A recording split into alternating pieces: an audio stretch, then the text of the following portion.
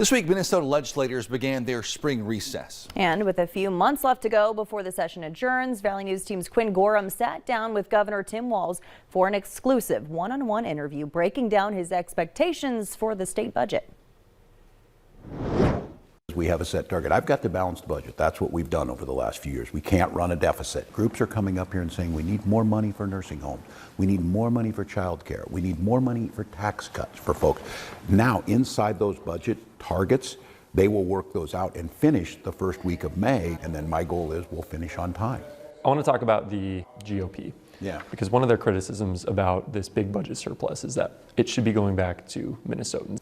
Well, it is going back to Minnesotans. The one thing I will just very clearly say to the GOP, we negotiated a deal together and they chose to walk away for political reasons. They said, we're going to win all three and we're going to do it our way, so we're rejecting this deal. I've come back to them again with basically the same thing. There are billions of dollars of tax cuts in this. Their frustrations is, I'm not going to give tax cuts to the wealthiest Minnesotans because they don't need them. They're doing quite well and they find ways that they don't have to pay at the same rate. So there's just a difference of where the money goes. What I can tell them is, you're going to see, and I just tell Minnesotans this, it's going to be data-wise provable, the largest tax cut in Minnesota history. So on the note of tax cuts, I want to talk about your initial budget proposal of, I think it was $8 billion if I'm not mistaken. In the joint budget targets, that number was $3 billion. Where did those discussions go? How did you guys settle on that much lower number of $3 billion? Well, and it's no secret on this, and I'm glad that they came around. Republicans who are convinced my idea to send checks back to people, which I feel strongly about still, they said it was a gimmick. Now they think it's the number, and we should do that.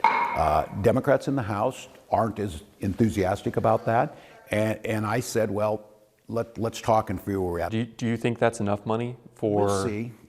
Yes, I think it might be enough that we're able to get done, but I feel very adamant that, again, a big chunk of this, about a third of it, is going back in the forms of tax cuts directly back to people. The rest is going to infrastructure, education, and those types of things.